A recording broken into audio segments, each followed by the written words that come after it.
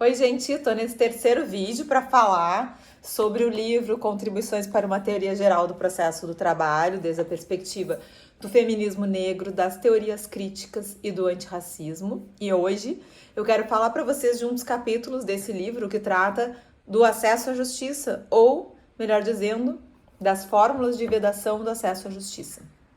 O que eu tento discutir nesses capítulos, né? O quanto a própria noção de Estado social e democrático de direito acaba gerando um aumento no número de demandas ao Poder Judiciário, que é esse poder que tem o monopólio da jurisdição e que, portanto, é o único capaz de resolver os conflitos de interesse e que está diante de uma realidade em que o Estado não é mais aquele Estado neutro que simplesmente regulava as relações entre particulares, mas é sim um Estado que se propõe, que assume deveres, né? Um dever de garantir moradia, saúde, educação, trabalho, e que diz que esses direitos sociais estão no fundamento da República. Pois bem, isso gera, não é uma peculiaridade do Brasil, em qualquer país capitalista, nesse movimento, né, que a gente identifica ao longo do século XX, especialmente na segunda metade do século XX, que chega ao Brasil, ou pelo menos se materializa na Constituição de 88, isso gera um aumento de demanda judicial. E há duas formas de resolver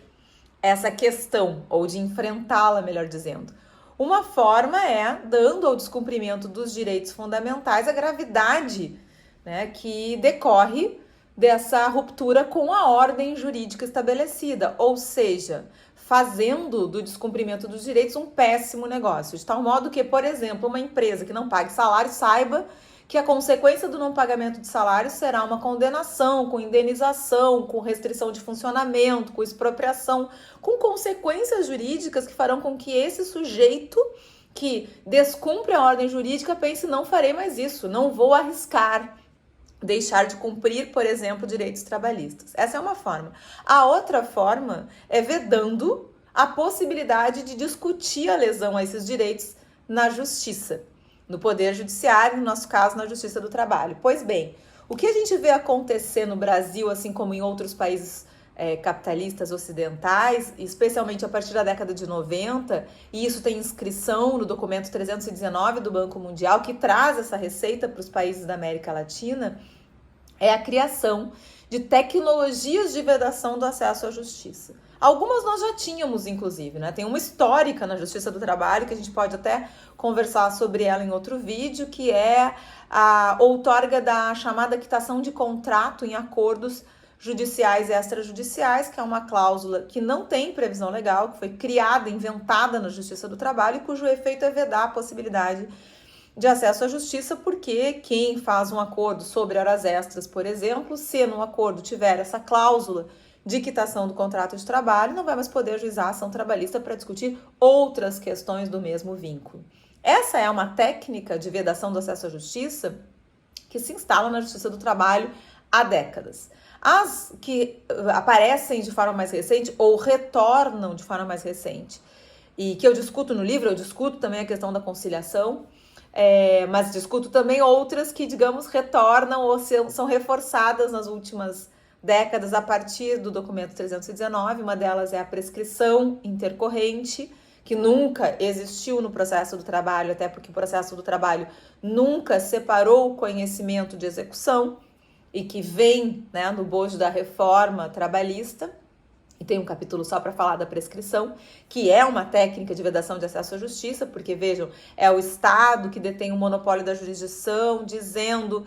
vocês podem ter essa lesão, pode demonstrar essa lesão, eu não vou reparar esse dano, porque passou determinado prazo que eu mesmo estipulei para que essa questão viesse até o Poder Judiciário. E quando se trata, por exemplo, de relação de trabalho, isso assume uma especial gravidade. Aqui eu não estou nem falando de prescrição intercorrente, estou falando de qualquer tipo de prescrição, porque o que o Estado está dizendo é que numa relação assimétrica, em que não há verdadeira possibilidade material de acesso à justiça, mesmo que não seja observado prazo durante o percurso do vínculo de emprego, o Estado não vai mais olhar para esse conflito de interesses. E eu digo isso porque, vejam só, o que nós temos como quadro, né, de quem vai ter que buscar o Poder Judiciário, porque isso não é uma opção, né? É uma obrigação de buscar o Poder Judiciário em função da lesão a um direito trabalhista. Nós temos um quadro de desemprego estrutural, nós temos um quadro de trabalho obrigatório, ou seja, trabalhar não é uma opção, é preciso trabalhar para poder ter acesso aos bens necessários à sobrevivência, e temos um quadro em que não se reconhece o dever de motivação, que está lá no inciso 1 do artigo 7º, ao contrário, segue-se dizendo que é possível despedir sem qualquer motivo.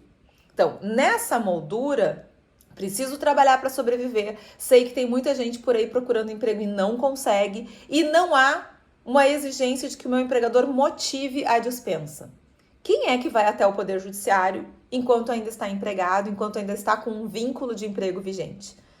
Só que, como se considera que o prazo de prescrição segue caminhando durante o vínculo, essa pessoa que quiser preservar o próprio emprego e, portanto, não vai até o Poder Judiciário para não perder o emprego, perderá a possibilidade de discutir aquele direito, perderá a pretensão, né? A possibilidade de exigir que o Estado efetivamente recupere, corrija a lesão que lhe foi imposta. Então, essa é uma técnica, sem dúvida nenhuma, de vedação do acesso à justiça. E a gente sabe disso, né? Tanto é que a maioria das pessoas que entram com processo na Justiça do Trabalho só entram com processo depois que o vínculo já terminou. Mas hoje eu queria falar de um outro caso que também é discutido aqui no livro, que é o caso da vedação de acesso à justiça promovida pela reforma trabalhista através da exigência ou da possibilidade de cobrança de custas, honorários periciais e honorários de advogado para quem é reconhecidamente pobre, mesmo diante de uma ordem constitucional que no artigo 5º diz que é direito fundamental uma assistência judiciária integral e gratuita para quem não tem recursos para ir até o Poder Judiciário. Pois bem, como vocês sabem, a reforma traz para dentro da CLT dispositivos dizendo que é possível cobrar custas, honorários periciais e honorários de advogado de quem é reconhecidamente pobre. Entra a DI 5766 para discutir a constitucionalidade desses artigos. Demora-se muito tempo até que essa ação seja julgada, e quando ela finalmente é julgada, muito tempo, muita dor, muita consequência, muita gente pobre condenada nesse meio tempo, até que então o STF decide e declara a inconstitucionalidade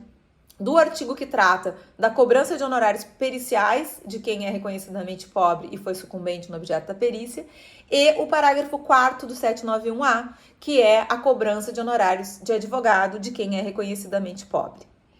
Pois bem, o STF declara a inconstitucionalidade de todo o parágrafo 4º, que é o único lugar no 791A em que se trata de cobrança de honorários de sucumbência, como diz a CLT, para quem é reconhecidamente pobre. Diante disso, a consequência é a compreensão de que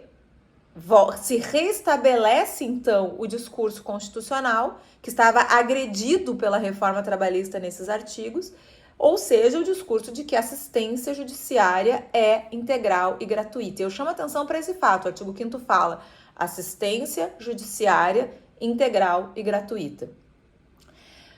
O que não está na discussão desse livro, mas que é importante que a gente tenha presente, já que é tão recente, é a decisão que foi proferida pelo ministro Alexandre de Moraes há alguns dias, em que ele dá uma interpretação para essa declaração de inconstitucionalidade, chegando à conclusão, numa reclamação constitucional contra uma decisão do TRT da Terceira Região, que quando o STF declara a inconstitucionalidade do parágrafo 4º, não está dizendo que não é possível condenar trabalhador pobre a cobrar, ou melhor, condenar trabalhador pobre a pagar honorários de advogado,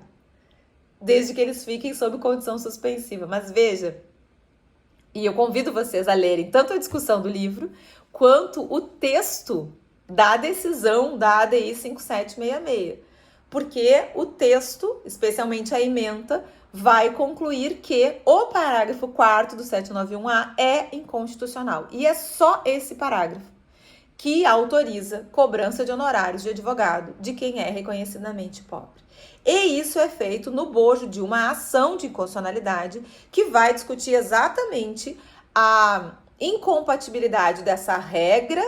que foi inserida na CLT com o texto da Constituição no artigo 5º, que diz que a assistência judiciária é integral e gratuita. Decisões como essa mostram o quanto é importante estudar o processo do trabalho, conhecer inclusive a origem das regras trabalhistas, por que na Justiça do Trabalho nunca teve honorários de sucumbência no texto da CLT e por que a gratuidade da justiça, que é reconhecida e disciplinada desde as ordenações filipinas de 1603, que vai aparecer no regulamento, que é o regulamento da Constituição da OAB, e que depois vai aparecer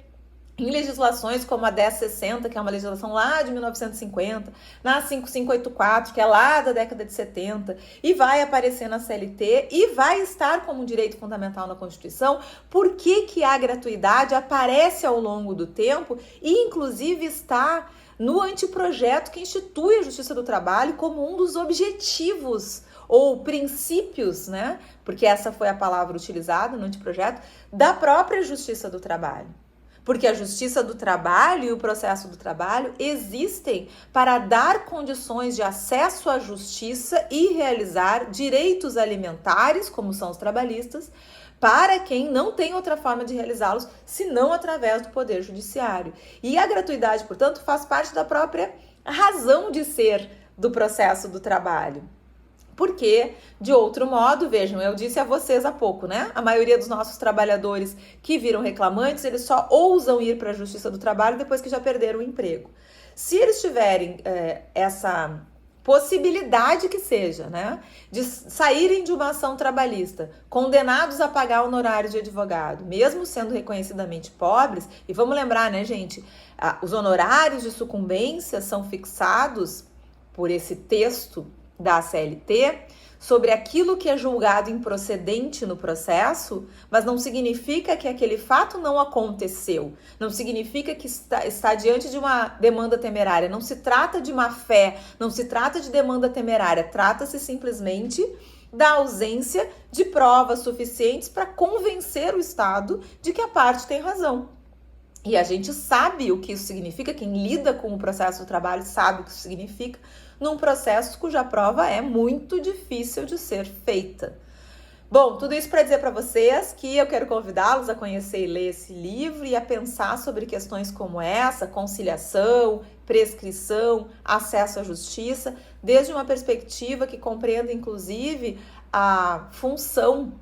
histórica, social, política em senso amplo, que a Justiça do Trabalho e o processo do trabalho exercem em uma sociedade em que a gente não tem escolha, a maioria das pessoas precisa trabalhar em troca de salário para poder sobreviver. E o direito do trabalho, como a gente sabe bem, é essa moldura, esse limite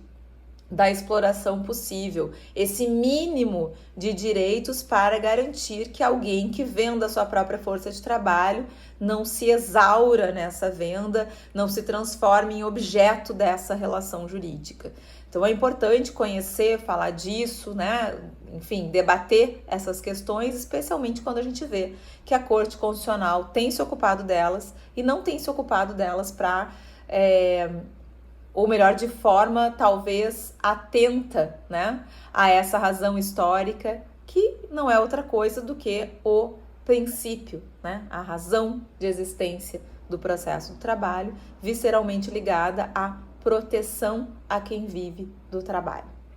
É isso. Qualquer hora dessas eu volto com mais um vídeo falando mais um pouquinho sobre o que tem nesse livro para vocês.